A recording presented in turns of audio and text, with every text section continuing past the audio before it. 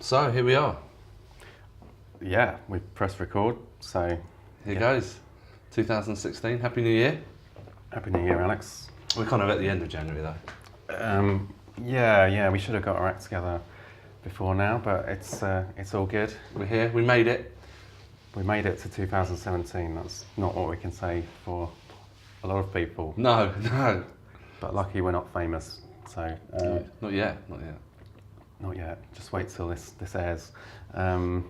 So what is this? So we should introduce ourselves. So it's excuse me, that's a bad time to swallow my water. So I'm Phil, and this is Alex. Hey, how you doing? Hey, how you doing? Yeah. I'm Alex. Yeah. I always think that's bad form when I introduce your name. You should, yeah. Well, maybe we could start Should have again. gone Alex, and I'm Alex. I'm Phil. You're Alex.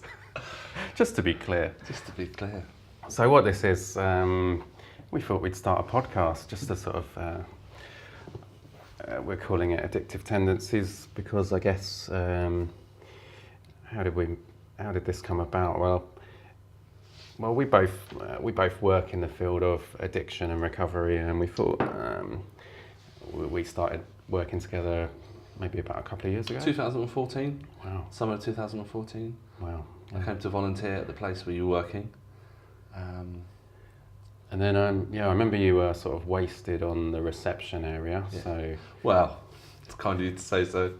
we'll not go into too much detail, but you looked like you were, I could see there was a sort of more for you to do, and I was running a sort of therapeutic group at the time, and for our clients who are having addiction issues, alcohol, drugs, and Everything. Sex, gambling. smoking. That was I managed to quit smoking in this group, and that was part of Wasn't you giving up kind of inspired the inception of the group? It was at the same time as the group started that I thought, well, I need to quit this. All my clients need to try to quit what they're doing or cut it down at the least. And yeah, why not do it together? Why not learn and try and share our experience together? And sort of have a sort of empathetic group where we're all trying to work on ourselves in some way. So yeah, I tried the first year of the inception of the group, I tried and failed to quit smoking, and the second time around I was successful. Or was I? Well, were you? We'll find out. Maybe we won't reveal straight away. Plot spoiler. Yeah. I don't want to. Not just yet. Leave them waiting. Leave them waiting. Yeah. Yeah. So we worked together for a while, a year or so, and then you left, and I got a job there, and I took over the group that you created. So that's pretty cool to kind of carry that on. Yeah, definitely. But I thought while we were working together, it was a really good group, and we did a lot of stuff that's only we'll know about because these groups are always confidential. But I thought, we had a good stuff going on there, and why not sort of try doing a podcast Sounds good. around the same theme, but also not just about addiction and drugs. This isn't going to all be doom and gloom and drugs. A bit of light and shade. Yeah. Bit of casual film reviews, fashion, news. Yeah, culture. London. We're both living in London. I think we can disclose that. It's not too personal. There's 16 million of us here, so if you want to find us, we're going to avoid giving our details. But that's one of those edit moments, isn't it? Ding! We've got this bell here. We've got this bell that Phil's brought, and it worked. Yeah. And Edit. on my Seamless. on Addictive Tendencies, there's certain things that you see in life that you just have to do. And as soon as I saw the bell, the first thing I wanted to do was just to press it, and it's kind of so not all it doesn't work now.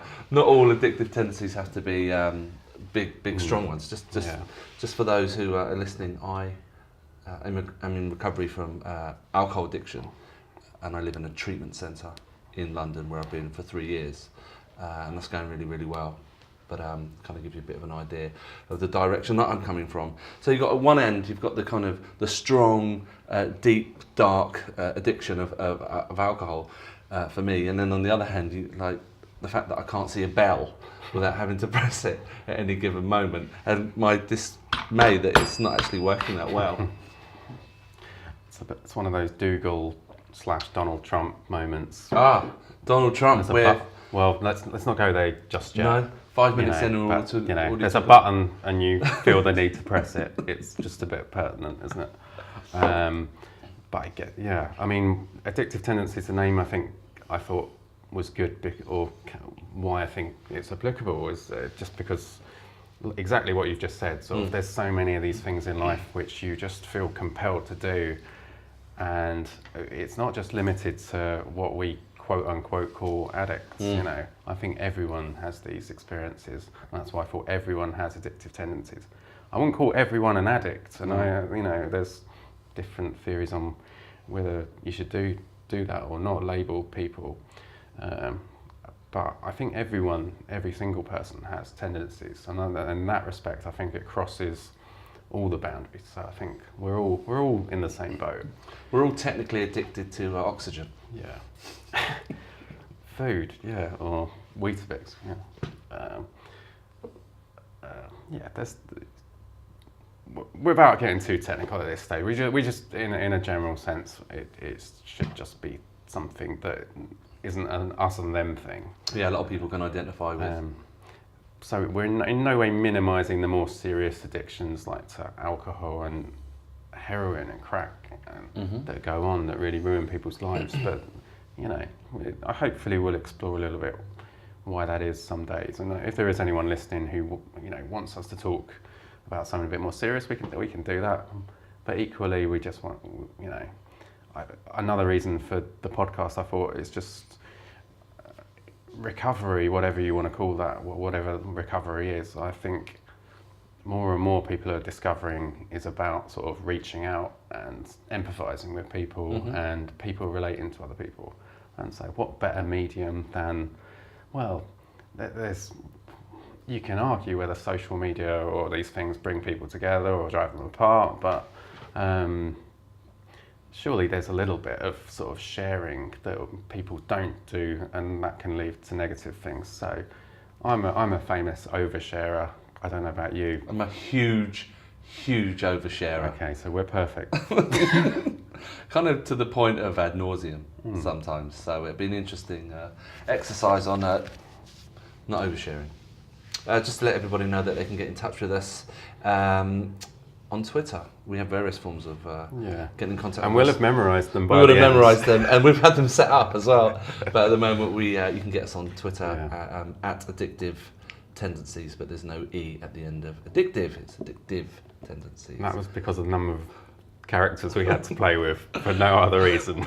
And it's actually addictive minus the E. It is addictive minus the E. It's not actually Addictive Tendencies. It's Addictive Podcast. Oh, yes, you're right. It's Addictive Podcast, but without an E at the end of addictive. You guys are smart. You can work it out. And we'll leave all the addresses and ways you can contact us. Hopefully, we like to think we're not just talking to ourselves. We should set up a PO box address so people can write in the good old-fashioned way. Yeah, we'll use your address. Anonymity out the window. So let's talk about 2016.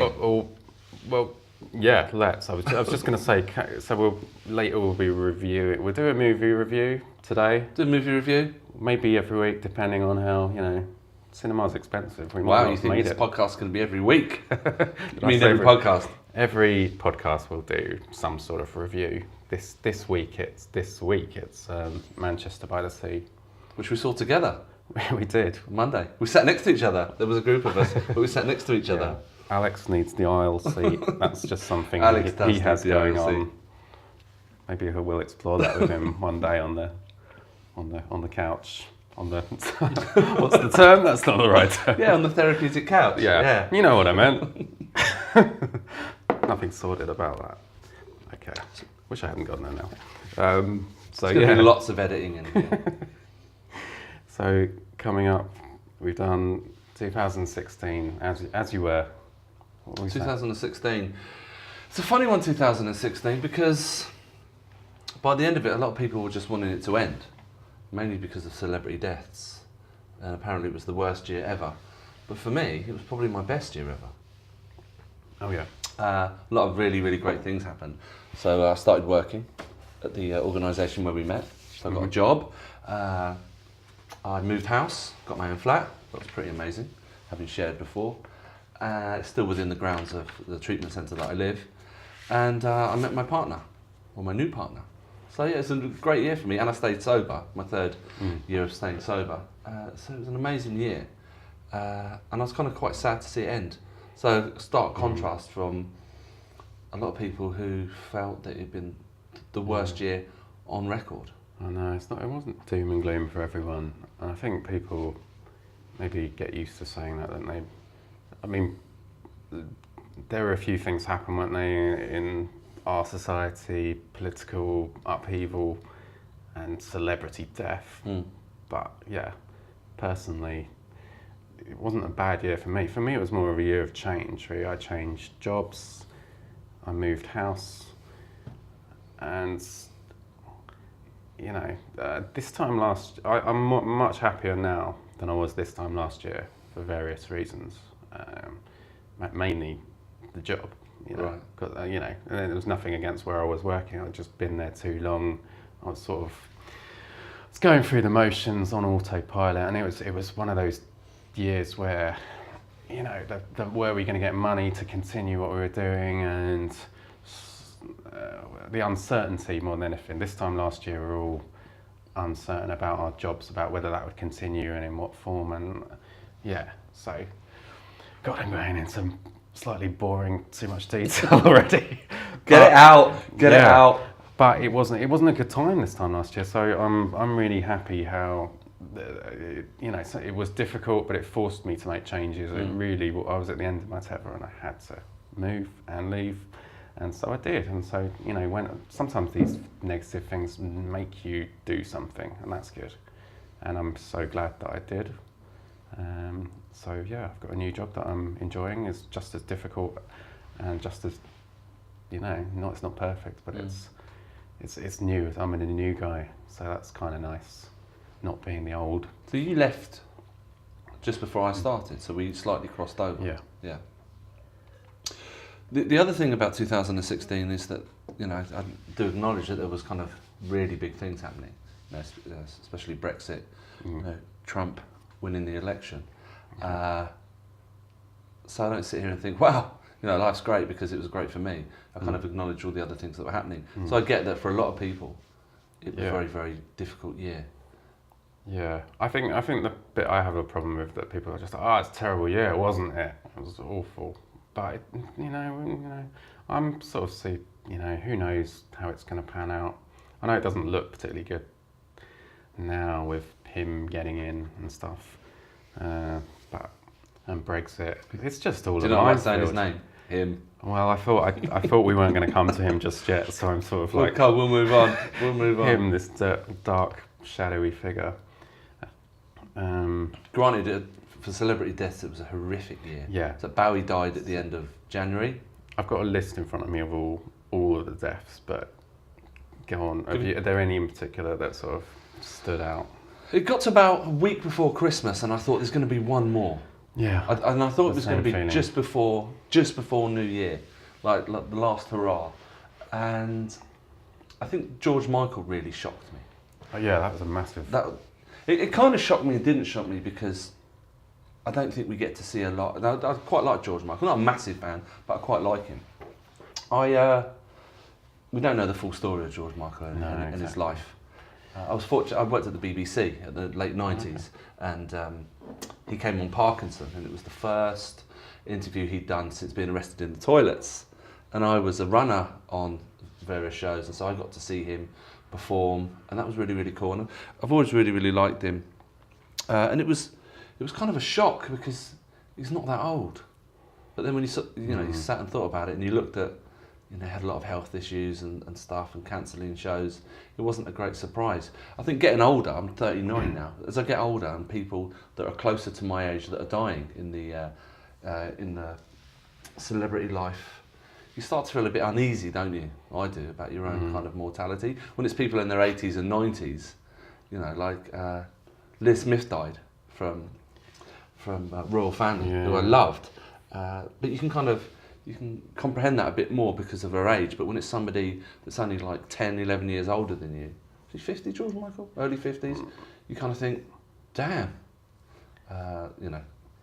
So that one stood out for me. I remember. No, he was a big one because, like, you know, I grew up in the 80s, so he was a massive star then, and I guess he's not as. And then he had another resurgence back in when it all kicked off when he came out, and I just thought it was really cool the way he sort of handled that when he came out, and it was quite inspiring and just quite, you know, funny the way he dealt with it, and just really he took the power of that situation back, and that video to Outside is that's classic. Is brilliant, and you know, I don't know if you need to be gay to be inspired by that, but I think it was just inspiring that someone could take the criticism and just chuck it back in their face and flip it around and release it, just a really good song. Yeah.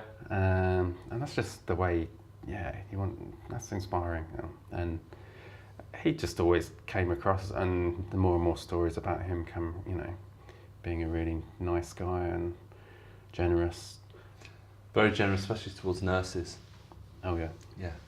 Got on a lot of shows and gave away free tickets for nurses. Okay. My sister went a few times, but that's another story. Who stood out for you that's maybe not so famous? Okay, you framed me with the not so famous. I was about to go. Sorry, not so obvious, not so obvious. So obvious. Oh, not so obvious. So you've got your Alan Rickmans and your Bowies and your George Michael. Okay. David Guest died as well. I think Caroline Aherne I didn't see coming either, in the same way as George Michael. That maybe they did have health problems, but I sure as hell wasn't aware about it. Yeah. And so she just, like George Michael, didn't seem that much older, or seemed far too young. So yeah, I'm a bit ignorant. I still don't know what she died of, and we don't know what he died of either. It's really one thing I did notice from the celebrity deaths is it's really funny in the sense that if you were a big fan of that person. That it has a bigger impact on your life. Yeah. I was never really a Bowie fan, though I acknowledge that, you know, that a lot of people are big fans, and he was massive in this field. But not being a fan of his music, it didn't seem like that big a deal. And you know, the ones that I've talked about, it's very personal and selfish to the individual. Yeah, I mean, that's why I was going to say Bowie was the one that probably affected me the most. Just because I was a big fan, but not. I haven't been a massive fan for ages. Like, I got into 60s music, and he came along a bit later. I couldn't quite work him out, to be honest, for years. You know, when I was liking the Beatles, the Doors, the Stones, Bowie came a bit later, and then he got a bit of a purple patch where he seemed to come back into fashion a bit more recently, maybe. So. He was very, very well liked, but I think his one overshadowed. His one was the biggest one for me, like the one that, if I were to rank them in impact and how huge, he was a huge star. Not just, he sort of transcended music, and he was an icon for people for so many reasons. Yeah. Like just his sort of, you know, ambiguity, sort of androgynous sort of. Yeah, he was just massive character that are so influential, I guess. Like, there's so many people who try and be Bowie, and yeah, just if you listen to his songs, you know, as much as I like George Michael, Bowie, to me, that's musically is just better, and there's just more of it. And he was just so, the lyrics, and it's just, I'd put him into the category of genius. Whereas George Michael. So this sounds really harsh now, like ranking them in. Wish I hadn't gone there. Give me your top 10 celebrity deaths. You were good, mate, but you weren't quite, you know. No, George Michael's a brilliant singer, and, you know, more footage has come out that I've seen since he's died to make me recognise just how good he was. But Bowie was like genius as far as like, where did these ideas come from? Where did the creativity, you know, consistently just getting all these albums that are just, you know, it just on another level to everybody. But yeah, so who else? There's like Gene Wilder. I'm just looking as far as like really more sad. obscure ones. Like That's really sad. Like he, fucking Willy Wonka. Yeah, I feel a bit depressed now. Gene Wilder's depressed me. Again, from my childhood, like he's just been there. Some of these people feel like part of the family. Exactly. So you've grown up with Christmas. them and they've been there the whole time, and now they're dead. Even though it's mainly that one film. Yeah. With him. What? I'd see no evil, hear no evil. Come on, Phil. Yeah, that one as well. If that's no, I'm thinking of Stir Crazy. No. Stir Crazy. Is Stir Crazy the one where they? I haven't seen it many times. Willy Wonka, I've seen double figures, but I can't remember what one. They're in a prison. They escape. That one's pretty funny. I think there's Stir Crazy. Him and Richard Crazy. Pryor. I feel like there's been another film called Stir Crazy. I'm getting them mixed up. Pete Burns. Pete Burns, yeah, he's a character. We could be here all day talking about celebrity deaths, but I think that people have probably had enough of celebrity deaths and us talking about celebrity there's deaths. different categories though, like sport, Muhammad Ali. Right, yeah, of course. And God, that was last year. Yeah, there's literally. It feels like it was as I was putting this list together, more came out that I'd forgotten. That's why it hit home so much. That's like Ronnie Corbett. I nearly broke into an impression. Not going to do it. Not going to do it. No, too soon. So there's a couple of things that people need to know about me. One of them is that I have a bit of a rant often. Rant or rant? Rant. No, it's fine. 3 things. One, that I can't pronounce words very well. The other one is that I do rant a lot. But the other one is that I do have a big mouth. Yeah, so moving on from deaths. So what else in 2016 do you personally want to just draw a line under, leave behind? I think the things that are kind of very much talked about, so beards. I think beards comes from my lack of appreciation of a beard, comes from my inability to grow one. It's touchy. It is, it's very touchy. People don't understand, do they?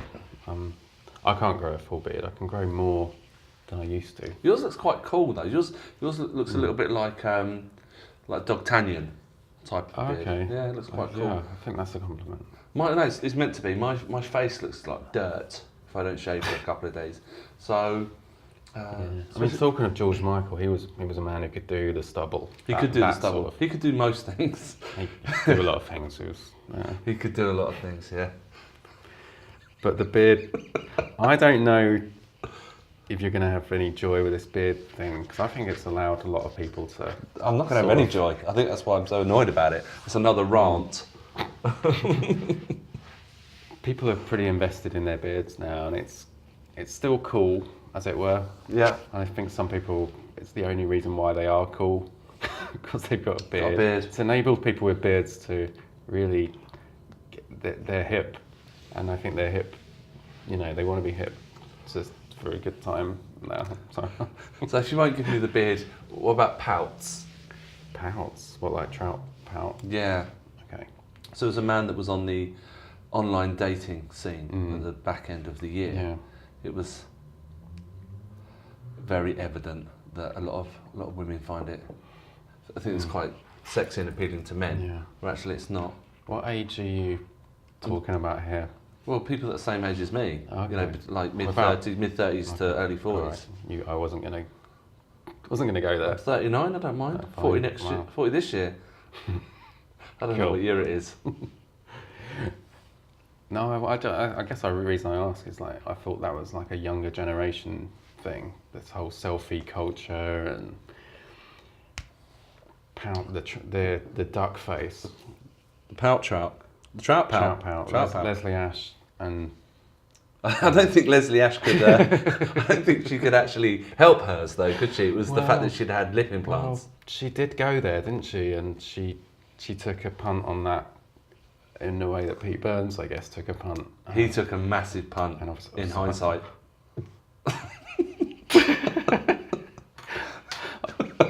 I think Talk about speaking ill of the dead that I didn't really want to do. Yeah, I don't want to put anybody down. No offence, but it's quite well known he took it a bit too far, wasn't it? And I think I watched that documentary on Channel 5. Yeah, he had some problems, so I didn't, not meaning to diss him. No, I'm not one to put the dead down. I guess there's a certain amount of self-inflictedness to it's very sad.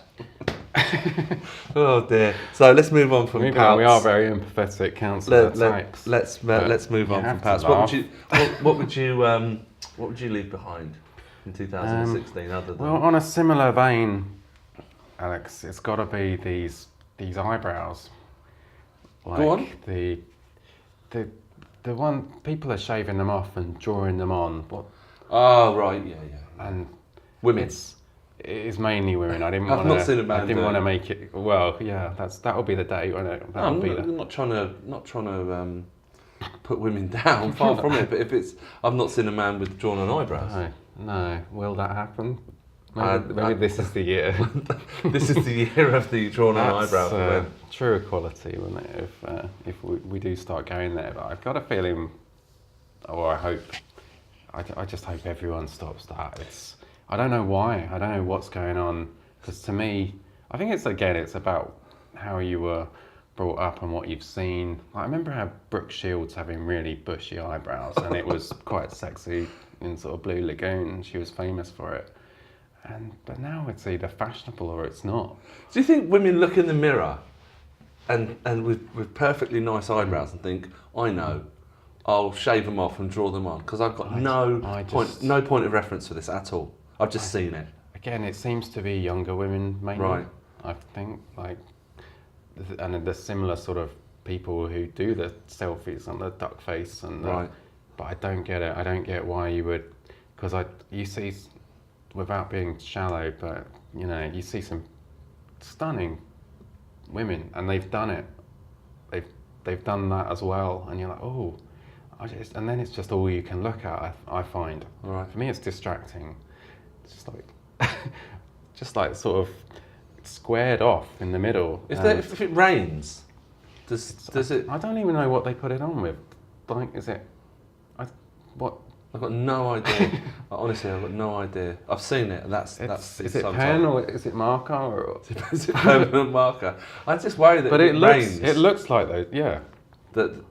If it rains, what happens then? It just drips into the eyes. Yeah. Well, that sort of Alice Cooper look, but that would be better. That's mascara though. Yeah, no, you're right, but I'm trying to. I don't know much about makeup. But it does literally look like those squared off thick permanent marker, and it's got to stop. It's got to stop. It's gone too far. Wow. I'm not going to police it. I wouldn't march against it. But I'll vote with my feet. If somebody, it goes on to that subject. If you would say your girlfriend comes home with that, not that we would ever tell our girlfriends what to do, but you have to be honest, don't you? You have to be honest. Honest is kinder than, listen, that's driving me crazy. It shouldn't, but I just want to rub it off. I just want to lick the end of my thumb and just rub it off. If we were lying on bed together, I'd be like, will it come off? Well, got me thinking now, Phil. I don't know. I've never rubbed a girl. You've never rubbed a girl's drawn her eyes. Well, maybe you should. Maybe that's where you've been going wrong. I've not dated a girl who's gone there, and maybe those two things will never cross over. I guess that's what I'm saying. Okay. I will never be going out with a girl who's doing that. Okay. That just wouldn't happen. Or actually, I think I could forgive a girl that. It's not too much, is it? But I guess what I'm saying is it's not a plus. It's not in any way positive. Is there? I don't know. I need to research it a bit more. Have you seen the phenomena? I've seen it. That's about it. That's about it. I talk to people quite a lot in the street and at bus stops and stuff. I'm quite a friendly, affable guy, and I might find myself asking somebody, "Excuse me, why'd you draw them on?" Yeah. You know. I've not had the opportunity. I think that's the thing. It's not come up in a.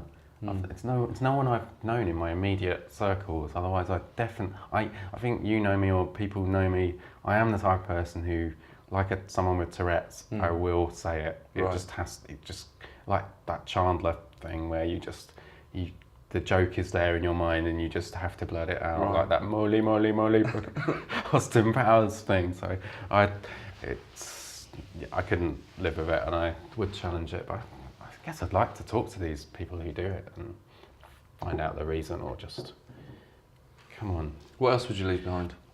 And just it just got me wondering, actually, like is it some things are stylish, and some things are fashion. I think this is a fashion or a fad, and it's gonna die, but you got to jump ship before it goes past that point. A bit like beards. Right. Are we at peak beard? Are we past that? See, beards sound great now compared to drawn on eyebrows. Maybe a combination of the two. But then there are people like that. But anyway. What, with both beards and drawn on eyebrows? Well, there's some people in TV who have very, very trimmed beards and very, very sculpted eyebrows, very white, that white teeth thing. That big. I'm thinking mainly of that guy who's got all three, actually. That Rylan off Big Brother. He's got all of them. He has. I think he's quite a funny guy. He's very charismatic, but his teeth are very white. That's not a look that I could pull off. Let's end this bit talking about Rylan, and let's move into the new year. Yeah. New Year's resolutions. Do you want to start? Did you have any that were like burning? Some are like unavoidable, and I think I've always got loads. I normally actually aim to make about 10 on a list. Put a lot of pressure on yourself. No, just sort of, these are things that I want to change, and it's sort of like almost like by the end of the year, or I don't think pressure is the right word. I think just to give yourself a bit of direction almost. So since I've stopped drinking, which was November 2013, sugar has played quite a big part. Comfort eating especially. And obviously there's a lot of sugar in alcohol. But one of the things that I tried to do at the back end of 2016 was have Christmas Day and Boxing Day. And then rather than wait till the 1st of January, was to kind of have 5 days leading up to the new year, sugar-free. And I did that really well. I went on lots of walks, drank lots of water, and I felt really good. So when the new year started, I was already fresh, I was already well into it. And I got to about the 3rd or 4th of January, and it's like classic me. I just thought, I really enjoy this, I've got a lot from it, I feel great, I'm not going to do it anymore. And that is like, drove me into almost an Uber meltdown.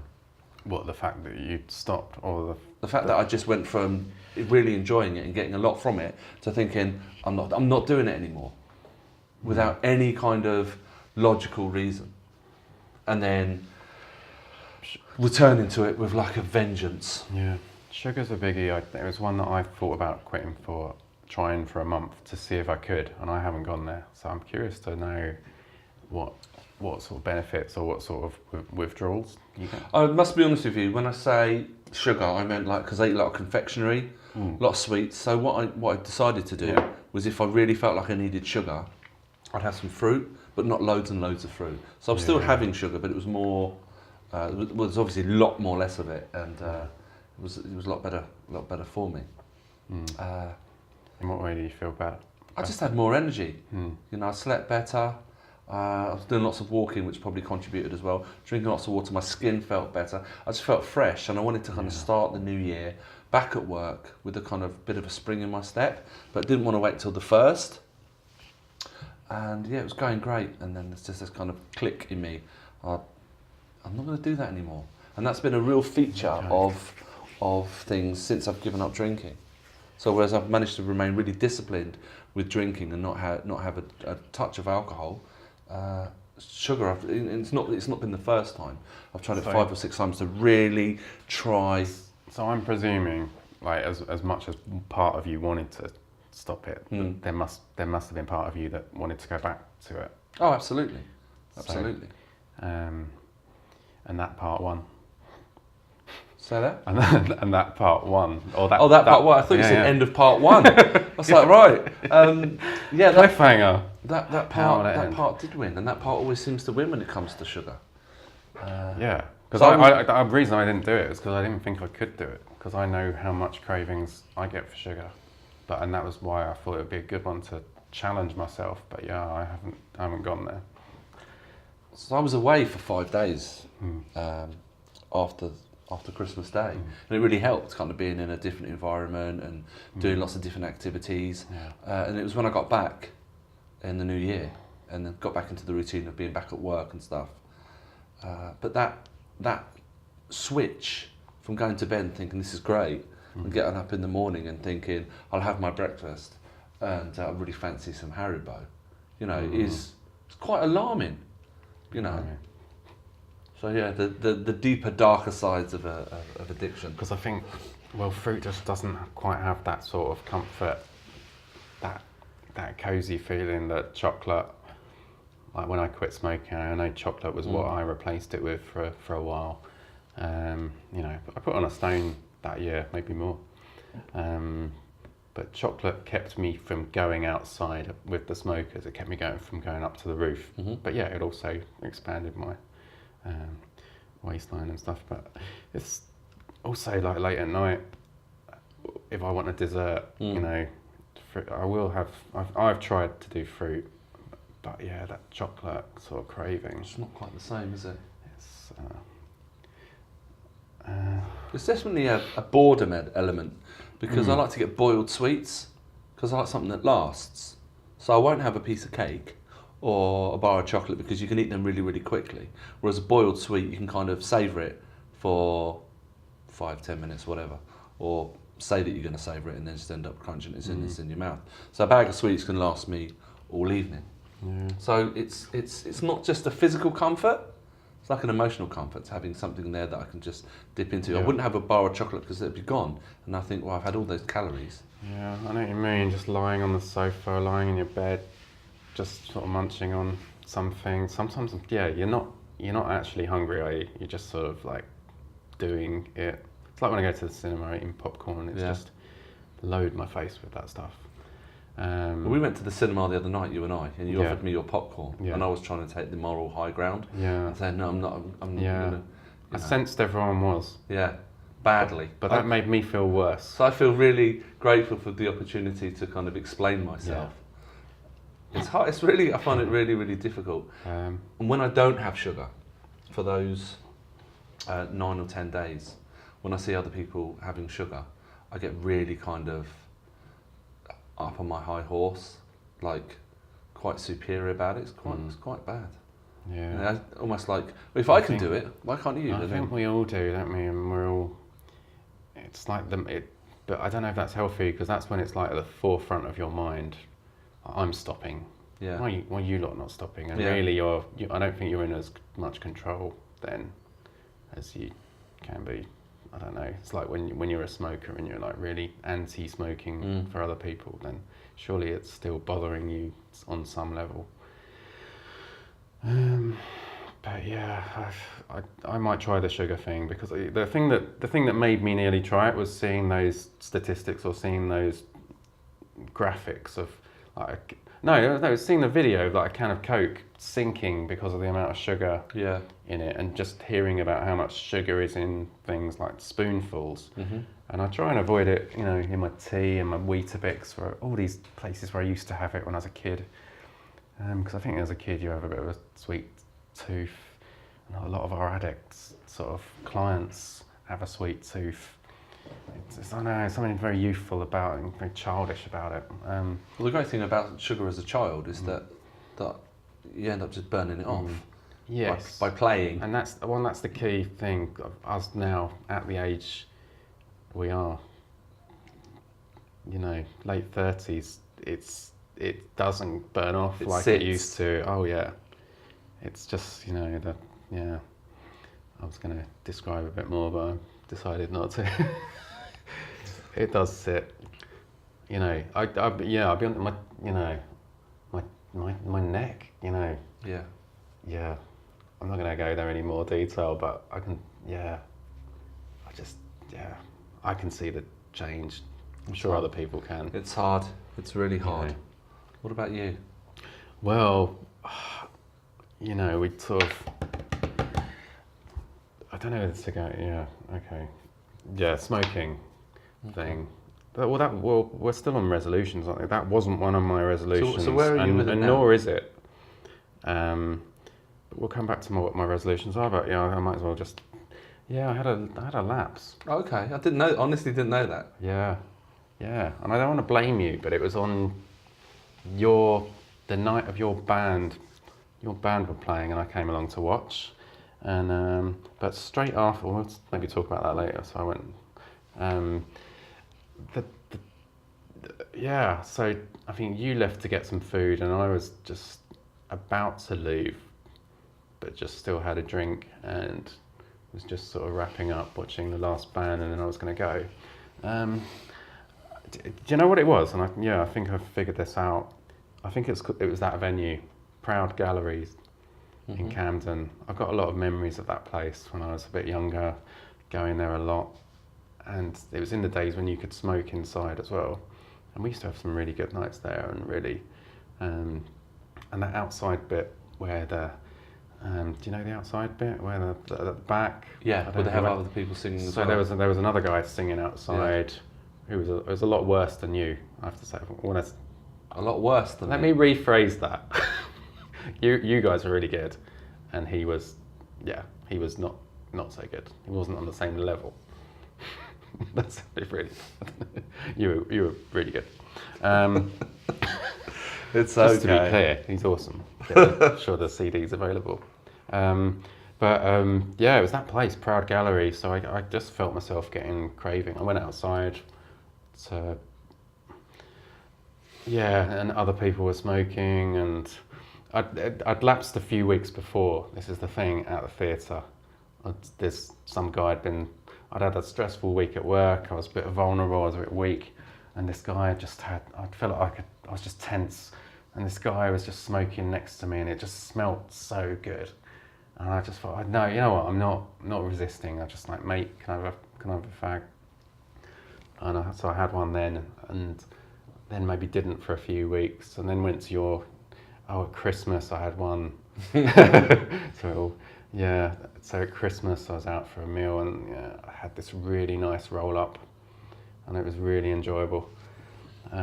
Just because everyone, I've got a few friends in the same position. They've quit for a few years, and then they've gone back to it.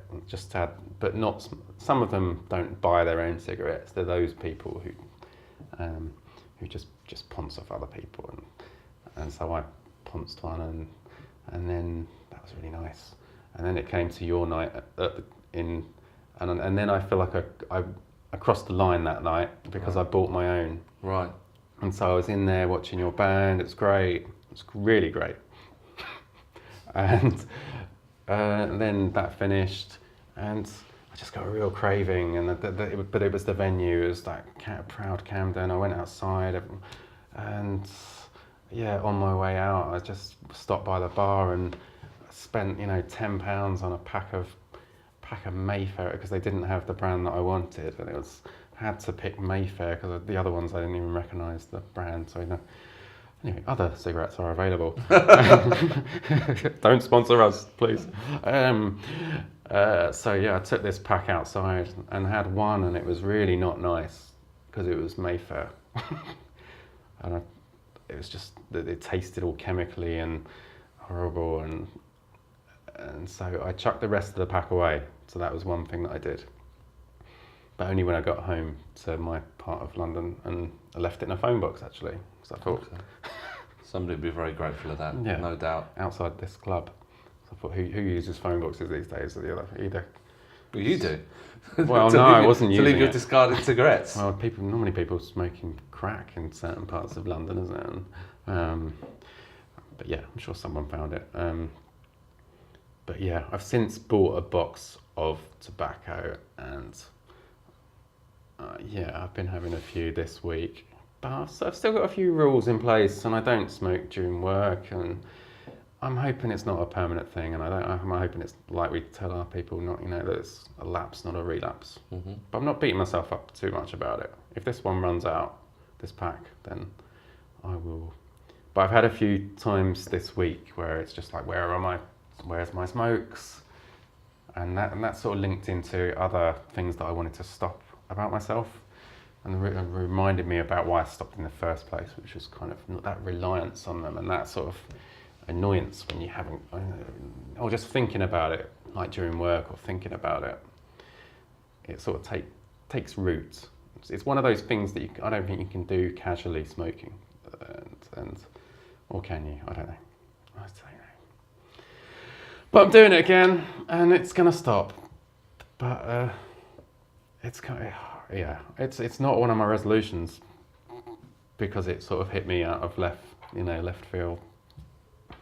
So my resolutions, just to go on to that, was they were more sort of behavioural, really, about being less angry and trying to chill out more. So I've noticed with the cigarettes, there's a bit of a crossover there. But yeah, I tend to pick a few sort of behavioural ones, like being one year I picked being nicer to shopkeepers, which was quite specific. Did you find yourself kind of being not nice? I think I had. Do you know, like when people are at work, and I used to think like they don't really want to be disturbed, or when you're not at work and someone's at work, they're in that professional zone. Right. And so I used to think it's not the best job in the world. You wouldn't want that job specifically. So maybe I'm by looking all happy and stuff, but I realised that's a really stupid way. I've got a lot of these that I've managed to overcome, but they're really stupid, and now talking about it out loud sounds a bit mental. So now you're more friendly, courteous? Yeah, I always smile at cashiers now. Like not the biggest smile, but like just not inappropriate. Kiss on both cheeks. But I just sort of like think their day won't be made worse by me smiling. Probably, how do I feel at work? I like it when people are nice to me. So you're bound to like people. I don't know why I thought they would find it really annoying. In hindsight, it was one of those stupid thoughts that I used to have. That I've got. Just before New Year, I walked into a shop and I said to the bloke, "Hello mate, how you doing?" Like you do. And he said, "Yeah mate, living a dream." And I burst out laughing. And I like really found it funny, to the point that he probably thought that I was taking the piss. But he really made me laugh because he said it so sarcastically. He was joking. Oh, that's good. No, I didn't really stop to talk to him. I went on my way, almost still giggling. Like it was the funniest thing I'd ever heard. Like I was trying too hard. But I love a bit of social interaction with shopkeepers. Yeah, I'm trying to do it more and more. I used to just think it was like functional, going in a shop and just like, yeah. Because sometimes it is. Like sometimes, I don't know, I'm boring myself talking. Around one of those moments. Let's I need a cup of tea. But the one that was my resolution that I'm tried numerous times now is like social media. Right. And being on my phone and Facebook, and the amount of power that has over my life, and the amount that I want to get, time that I want to get back. And so that's something that, and more, even more specifically, like I get a habit of getting into arguments on social media. You've said this. Yeah, but well, to start with, I sort of enjoyed it, but I'm just not sure I want to be that guy anymore. So I was talking to a mutual colleague of ours recently, and I said about you, I do find that sometimes you say things to provoke an argument. And if I said yes, you'd say no, and if I said no, you'd said yes. Is that accurate? Yeah, there's definitely some of that. So what's going on there? What are you trying to provoke? What are you trying to provoke? I just remember a friend of mine used to do that, like in the pub with people, and it used to be really funny. It used to make me laugh. So I sort of took it to the next level, really, just on social media. Because I don't know about you, but I don't really see my online self as my real self. It's sort of just like, but I know we're on shaky territory here, like where where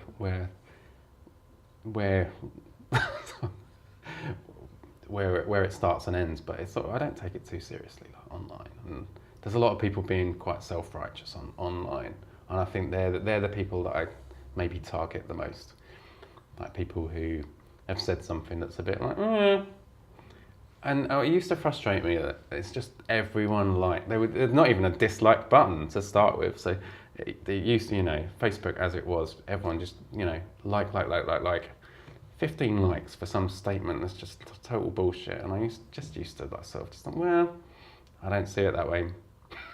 I think it's all right to write, I don't see it that way, or I disagree. Depends who it is. So certain people I would be more courteous with. Yeah. And some people, I suppose it's dependent on their personality. If it's somebody I really, really liked, I probably wouldn't be as critical as somebody that I didn't like. But then again, isn't there also like banter? Like you argue with your mates down the pub, don't you? When you go to the pub, people go to the pub less and less. Maybe that's the outlet. The problem with social media and with with texting is that there's a distinct lack of tone. Yeah. So things can get misconstrued so easily. Yeah. You read something that was intended for one thing, and if you're me, you get the arse about it. But then when you find out more, you realise that actually I just read it wrong, which can make for hilarious. True. Well, it's made me realise that other people are more sensitive than I am in some respects, and maybe that's from that perspective. I need to sort of just back off a little bit. And then, it does. I don't want to be that guy particularly. But how's it going this year? I have got, as much as I tried to keep that in 2016, I've started 2017 with a couple of little ones online. It's really difficult. Just reminding people that you're still there. Well, I'm trying to just do it less often.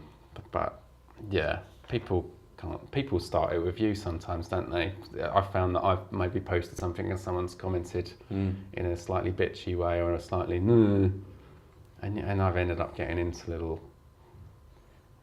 back and forths. But I am honestly trying not to, and I think what's happened is I've not instigated them, and they're happening far less often. So there's a step in the right direction there. I tried to leave Facebook last year, but because I have a page for my band, I couldn't really do that. And a kind of part of me was quite resentful, and the other part of me was secretly relieved. Because I find myself continuously checking my phone for some piece of news or story or quip that's going to make my day.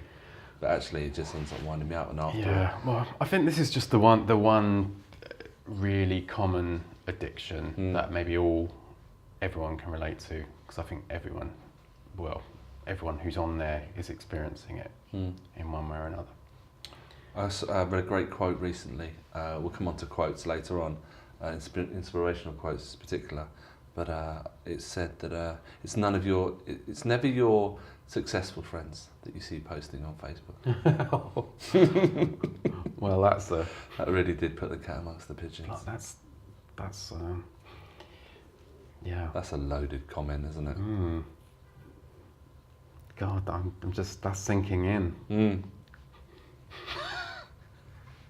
I don't know how prolific I am, but I think the thing about what I try to post is it's generally aimed at trying to make people laugh or / wind people up, which I see as two sides of the same coin.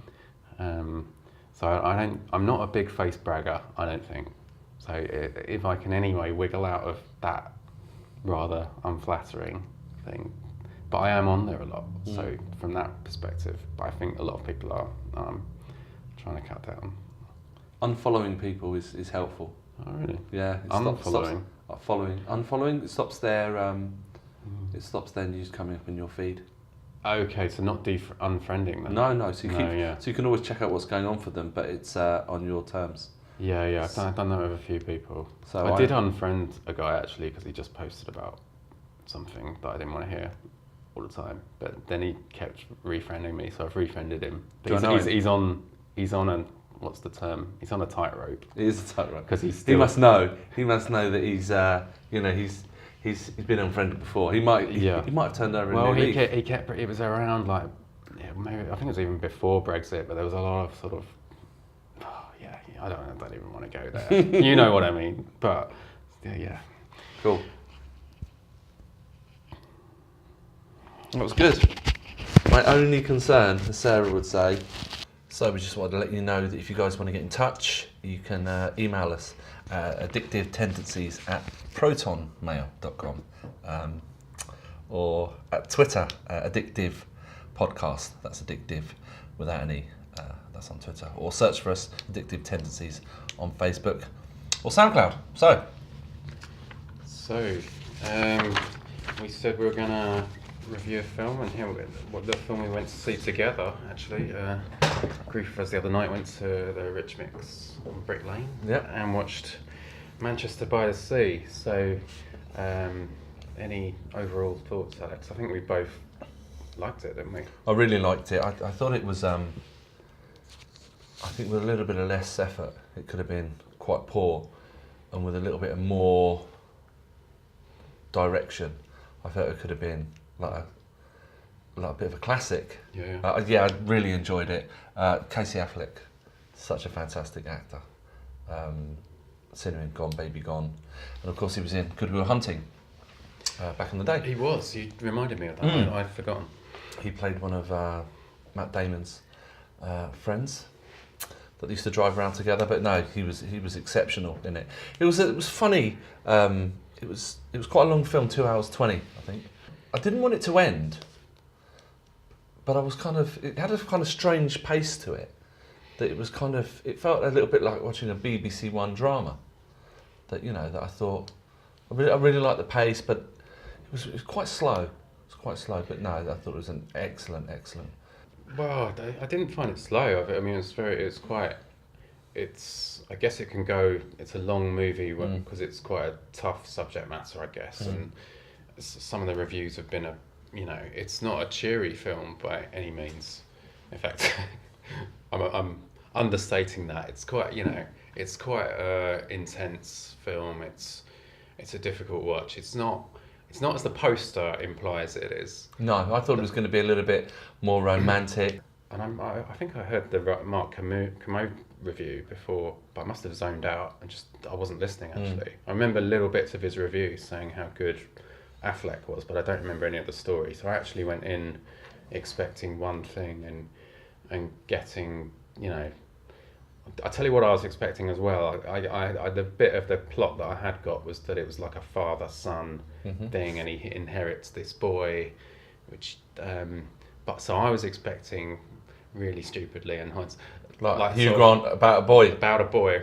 That's and it was far from it, But for the better, it was I really rated it. There was a few scenes where at the end of the film I thought that they were quite drawn out, and so at 2 hours it seemed like that for a while not a lot was happening, and I think that at the time I didn't really get that. Yeah. But we talked about the everydayness of it. Yeah, I think people will find fault with it being so. It's really one of those films where you're in the room with these people and there's some quite.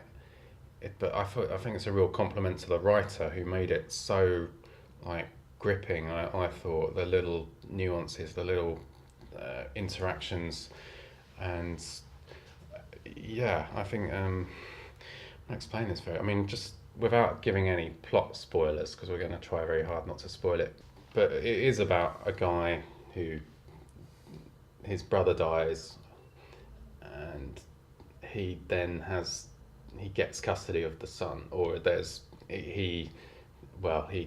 arguable whether he gets custody, but he inherits this teenage boy who's still at high school, playing ice hockey and going out with a couple of girls, and it's sort of largely centered around that relationship between those two, and I think that so it says that in the sort of synopsis if you're going to see the film, but also the poster sort of implies that it's going to be more with Michelle Williams, the partner, and she's, you know, perhaps underused. She's not in it as much as you'd hope, and I'm a big fan of hers. She's ever since, I think, what my week with Marilyn, is that what it's called? Okay, no, I've not seen that.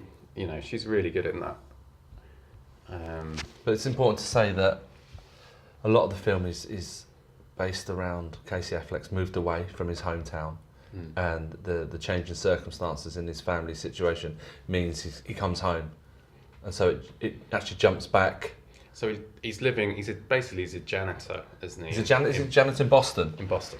And then when he goes back to oversee what's happened, you kind of then get an idea. It kind of flashes back to the past of why he left in the first place. So yeah, it's largely, a lot of the film is in flashbacks and slightly disorientating because it keeps going back to the past and then back to the present with the boy, and then to the past with I guess the relationship with Michelle Williams is more, well, it's past without giving anything away. There's still stuff in the present, and from the beginning, he's this janitor guy in Boston, and then I think I was caught right from the very first bit just how he's really good. I mean, he's you've excellent. Said that, and I know Commode said that about how you love Mark Commode. I do. He's the only real critic that I trust. I do like that as a James King. He's quite good as well, but only because he's very much like Mark Commode, and Simon Mayo sort of provides the sort of good grounding when Mark Commode goes flying off up his own backside or into film critic mode and theory and all that. Sometimes he goes too far. But generally speaking, I agree with most thing old Mark Commode says, and he's quite good. But what I liked about Affleck's or the film generally, and it's a credit to the writer, like I said, and the direction, that he's just like walked over by everyone. That's what I felt for like the first half hour.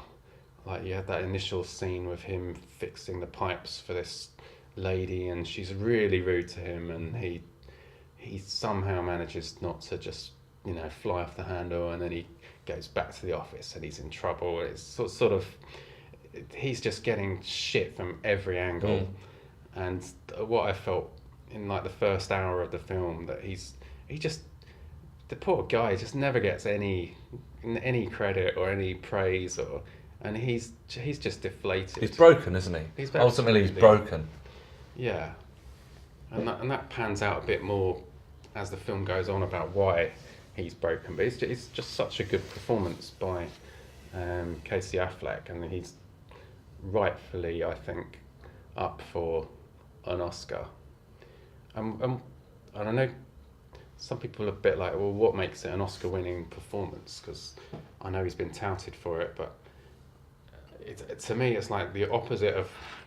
I know Leonardo DiCaprio got kind of criticised for, well, it's not his best film, The Revenant, because in The Revenant, which I only saw recently as well, he just basically goes through lots of, you know, that's like acting in a very different way to what Affleck does in this film. I think like Leonardo DiCaprio's getting in fights with bears, he's crawling through snow for like weeks, and what else is happening? He can't speak for like half an hour within the film. He's eating raw fish and all that, and that's the complete opposite of like Casey Affleck in this film. He's just getting about like life, but he's just about coping, and it's all sort of bubbling under the surface, and that's what I think he does really well. And I've heard criticism of the film that that you don't see his emotion, and I thought that was kind of the point. That was the point. It was for me.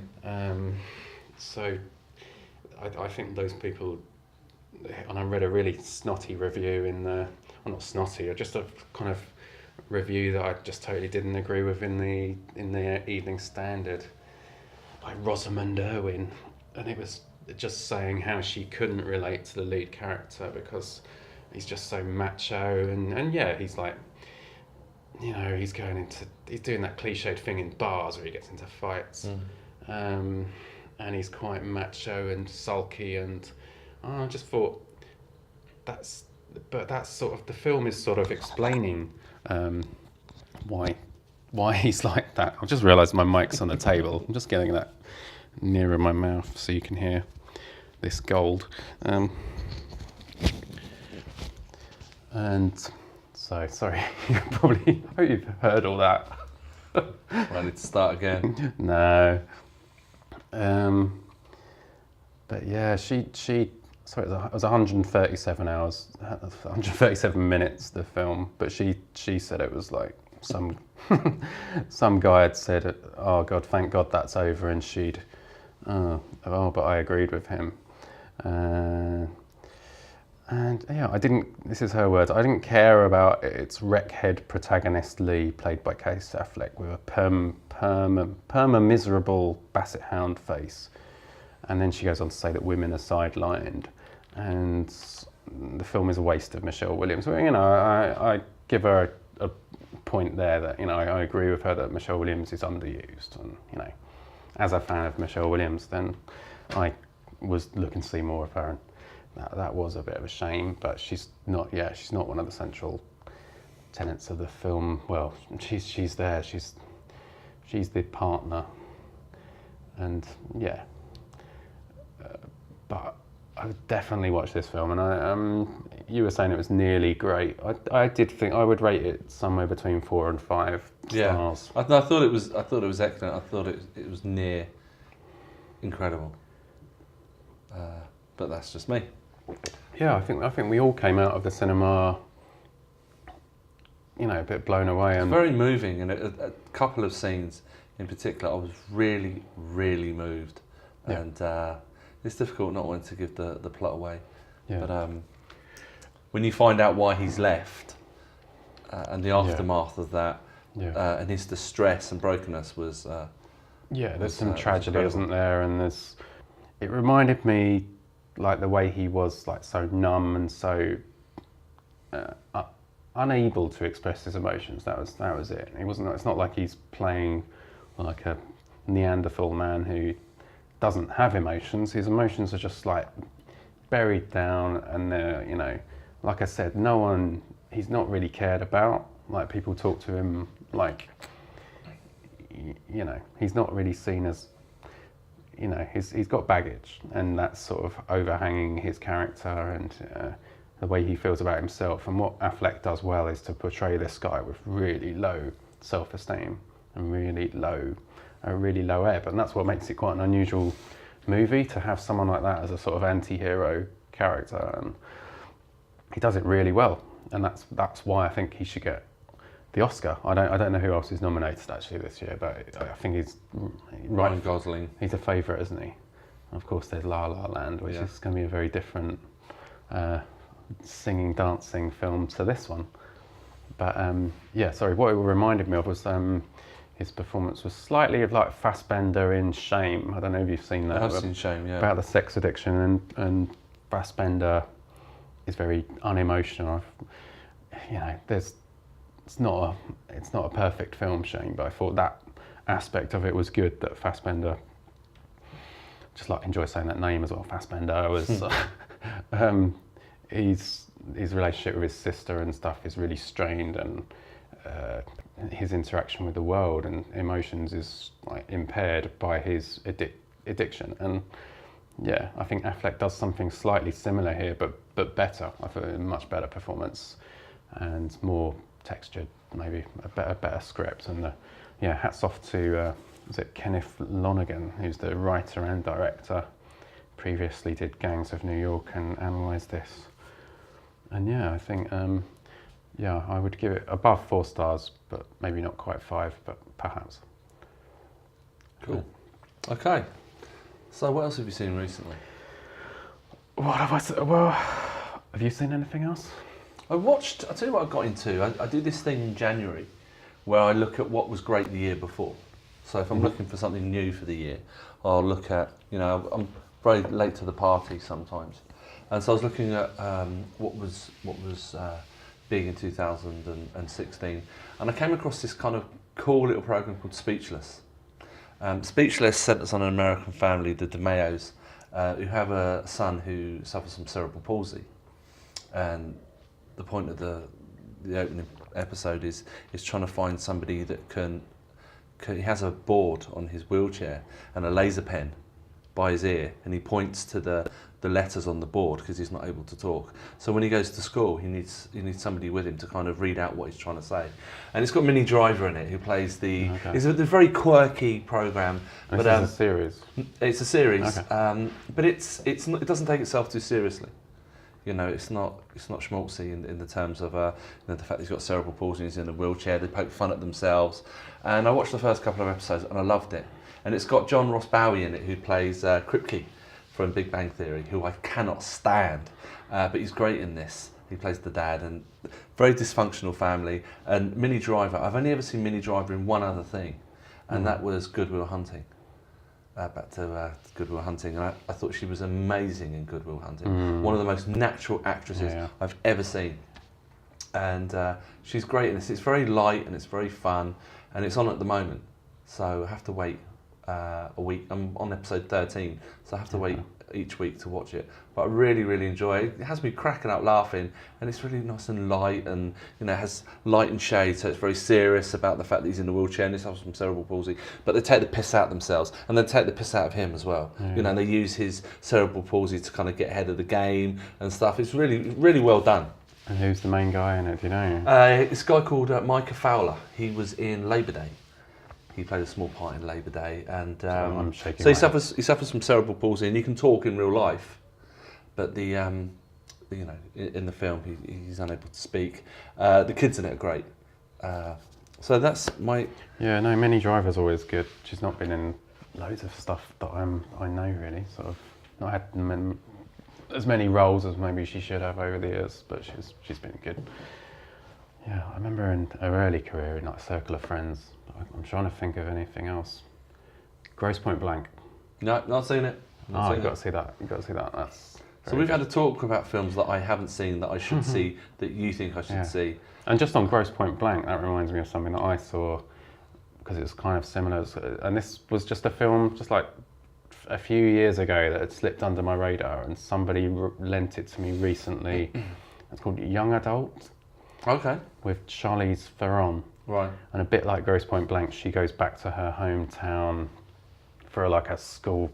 No, it's not for a school reunion. She just goes back to her hometown. But it was just. I don't know. I've never heard of this film, but it got lent to me recently, and it's quite an odd film to place, because it's sort of it's a comedy, but it's quite a dark comedy. And she basically goes back and she sort of bumps into a few guys she went to school with, including one guy who got seriously beaten in a sort of homophobic attack, and she sort of befriends him. But then also there's this guy she fancied at school. They were like childhood sweethearts, and he's married now. And she goes back sort of with the intention of trying to break up his marriage and rekindle this old flame. And he's totally moved on, but it's Charlize Theron, obviously. She's, does Christian Dior adverts. Is it Christian Dior? Is that a footballer? No, Christian Dior. Christian Dior. So she does those adverts. So she's obviously, you'd expect she'd be a threat, but he's not interested in it. It's just quite a. Yeah, it's quite a interesting film, and has that whole light and dark sort of blend of, and it's got a good soundtrack. It's got Teenage Fan Club in the soundtrack. And I just thought it was a nice little. It was lent to me saying you should watch this, and I was like, okay, I've never heard of it. Yeah, really enjoyed it. What about like in the real world? Have you been what have you been up to? Anything? So since the turn of the year, I will tell you what happened this week. I was scammed. Oh, right. And I kind of wouldn't give it up. I rather naively, so I've been wanting to buy a PlayStation for a while, and it's kind of 250, 300 quid, and I just thought, it's kind of a luxury, that kind of money. See if I can buy one second hand. But I thought, buy one online, but be careful. So I did a bit of research, obviously not enough, and I contacted somebody on Craigslist. It's going to sound awful, just saying it makes me cringe. Now Craigslist is like a online classified. Okay. I only ever hear of this Craigslist in movies or in negative documentaries where someone ends up getting killed. Well, hopefully that won't happen. But yeah. I contacted somebody last weekend. So it is in this country that you can. There's a UK Craigslist. There's a London Craigslist, and I emailed somebody and we were chatting for a couple of days backwards and forwards, and then they phoned me and they said, look, if you're not going to buy off me, fine, but just here's a few tips of like how to avoid scams. And I was like, okay. So I thought, sounds like a nice guy, we had a good chat. But so the long and the short of it was I sent him some money, like half the money. Oh man. I know. This is my shame. I sent him half the money. Was it a good deal? Can I ask? Yeah, it was £130. So it was much, good. How much are they normally? So they're about £250. New. Yeah. So I just thought. What about eBay? eBay's a bit more. So I just thought. So I was asking questions like, why is it so cheap on Craigslist compared to eBay? So we talked about that. And so the long and the short of it was I sent him £65. Okay. And then something was niggling me. I got home from work and I emailed him. This is going to sound bad. I emailed him or them or her, and said from a different email address that I'd made up, and said, "Is it still for sale?" And they said, "Yeah, absolutely." I thought, hang on a minute. I paid money in yesterday. That PlayStation should be halfway on its way to me by now. And but you might have had a few. This is what my friend said. So I texted the other guy from my phone, Alex's phone. Yeah. And he wouldn't reply. But then I was texting him from a spare phone that I have that I've just got because I'm changing over, and he was replying to all those messages. Okay. So I was smelling a rat totally, and he wouldn't reply to my messages. Man. So you could have set him up. You could have done like, I'll meet you with the new phone, maybe. I could have done, but then what I did, I went to work, and then I came home and I created 3. This sounds mental, because it really bugged me that I'd kind of had my. Even though I've been naive, that I was trying to, I'd see the good in people, and that's been taken advantage of. And I felt a bit let down, and I was really angry, and I didn't have a PlayStation coming my way. So I set up 3 email addresses really quickly and was messaging him on different things. And then I would say things like, how can you do this? How can you sleep at night? And then I pretended to be a woman that had a disabled child. And I started to really lay it on things, saying, he's going to be so happy. Can I come and meet you? And he said, I'm working till midnight. Why not do it tomorrow? I said, okay. And then I went to bed and I thought, look, you're just winding yourself up here, Alex. So what I decided to do was say, just be straight with me. I really wanted to know what his thinking was. And he did get back to me. I think it's a him. He did get back to me and explain that he'd got himself into a very difficult situation with a friend and he needed money urgently. And I ended up feeling for him, the guy that scammed me out of £65, and I kind of threatened him with legal action, and he said, "Look, you'll never find me," and stuff. And I decided to leave it. But it was really interesting to kind of get an insight. And he said, "Look, this is not who I am. I was just helping out a friend." For all I know, that could have been. That bit could have been the bullshit. Yeah, exactly. You don't know which bit is the truth.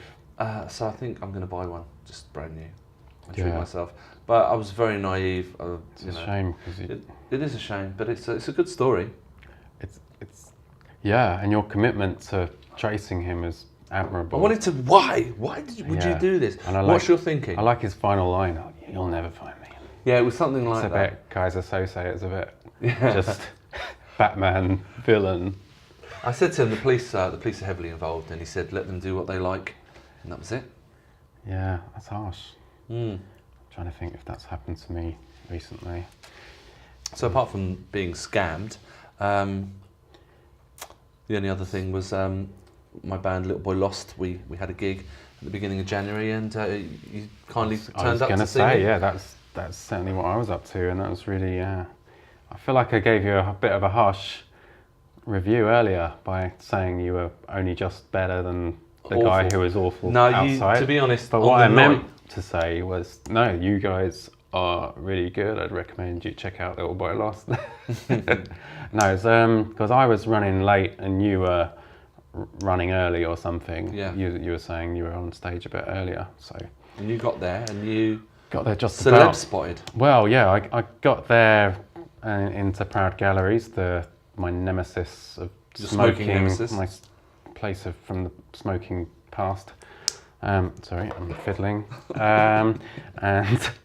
And yeah, and as I was looking for a drink, and then the bar outside, I thought, oh, that lady looks familiar. Looks a bit like Debbie Harry, or is it Debbie Harry? Or it's Kim Wilde, and I sort of worked it out. That's Kim Wilde from my youth.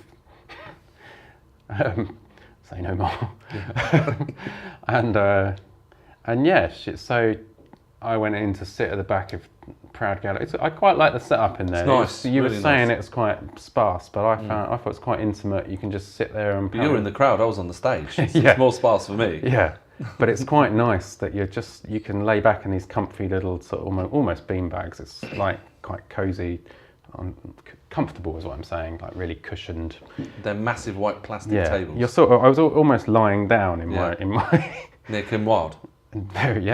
And then Kim Wilde, as I'm lying down, Kim Wilde walks in and sits next to me, and I'm like, Alex in front of me now is singing on stage. I knew it. And yeah, I couldn't help but texting people. I think I'm sat next to Kim Wilde. I wasn't 100% sure at that stage, but I did a few walks past her to the bar, and it spread like wildfire amongst the 20 of us that were there. Well, they hadn't spotted it, so I do get some credit that I let them know. It came from you. It was passed on to me. I spread the word, and then it spread like wildfire in that corner of 20 odd people. So I wanted a photo with you and Kim Wilde. That would have been, but your bandmates got it in the end, didn't they, after we'd left? So I usually leave early after. I was a bit shy. I did that whole, you see a celebrity, don't you approach them? And I erred on the side of caution, but I'm slightly kicking myself that they got a picture and I didn't. You got to do it. You've got to bite the bullet. Because from looking at those photos, she seemed all right, you know. She wasn't unapproachable. Well, I leave early after singing because, you know, being an alcoholic in recovery, I don't really need to be there. It's not really the greatest environment for me to be in. So I left, but my bandmates Spencer and Cochise, they said that they went up to her because she was there because her son was playing in the band after us, and they were pretty good actually. They were good because I spotted her filming the band afterwards, and then I was like, oh, that must be her son. Right. But I was thinking her son was the lead singer guy who sort of looked a bit like Harry Styles, sort of meets Jim Morrison. Taller and attitude. Yeah. And But her son was the guy on the left of our left, his right. And he looked a bit like Flea out of the Red Hot Chili Peppers, but mixed with Kim Wilde jeans. So my guys went up to her afterwards and said, "Can we get a photo?" And she said, "Can I finish watching the band play?" Yeah. And then when the band played, she came up to them and had their photograph taken and said, "I really liked your band. Your band had got a really good singer." Yeah. So I was grateful to hear that later on. And so then all the photos were flying around and it was all very exciting. And then when I got home, the next day I uploaded it to Twitter and tagged her in Twitter, Kim Wilde, and then she started following us on Twitter. Yeah. So I'm going to write it to the next gig. Well, I'm not surprised because like as I was watching you and I was half watching Kim Wilde as you do. Yeah, as you did. I could see her really enjoying it, and she's obviously in the music business. She was sort of swaying along, like really. She could tell you were into your music, and that's what I liked about your band. That you, I don't know quite how to describe you. You're quite kind of like modern folk. Yeah. Slight indie. It's quite poppy as well. Quite, if you know what I mean. Quite easy on the ear. Swoony pop folk, somebody called us once. Yeah. And she was really digging it. And then she was also digging your jokes in between the songs, which I thought was also good. Well, a little insight to a guy that sings in the band is that you hope that there's going to be a lot of people there. And then at the end of a song, you can kind of gauge, because it's very bright on stage, but you can't really see out, and then you can hear a tiny smattering of applause. And I think I said into the microphone, "And the crowd go mild." And it kind of got a few laughs and stuff. And you had a few good one-liners. There was a couple, yeah. Bordering on, like, Billy Connolly started off with a guitar, didn't he? He did, yeah. I'm sure you won't go down that. No, I don't play an instrument. I just sing, as people like to remind me. "Oh, you're just a singer." Yeah, I'm just a singer. But no, it was a good night, so I'm going to invite her down to the next gig. I think we're close to time, really. I think we made a decision. We had a little break, and we sort of decided we're not going to talk about Trump today. No, we just been done to death. Haven't got the energy for it. You know, yeah. Cool. So we'll wrap things up then. Yeah. Did we let people know how to get in touch? We'll just remind people that if they want to get in touch, we're at Addictive Tendencies at protonmail.com. And also you can find us on Facebook and SoundCloud looking for Addictive Tendencies. Our Twitter handle is Addictive Podcast. That's addictive, but without an E. We didn't have enough characters. Yeah, I don't know what our MO is. I think light and shade. I like the ideas of light and shade. Being in recovery myself, I like to discuss treatment, recovery.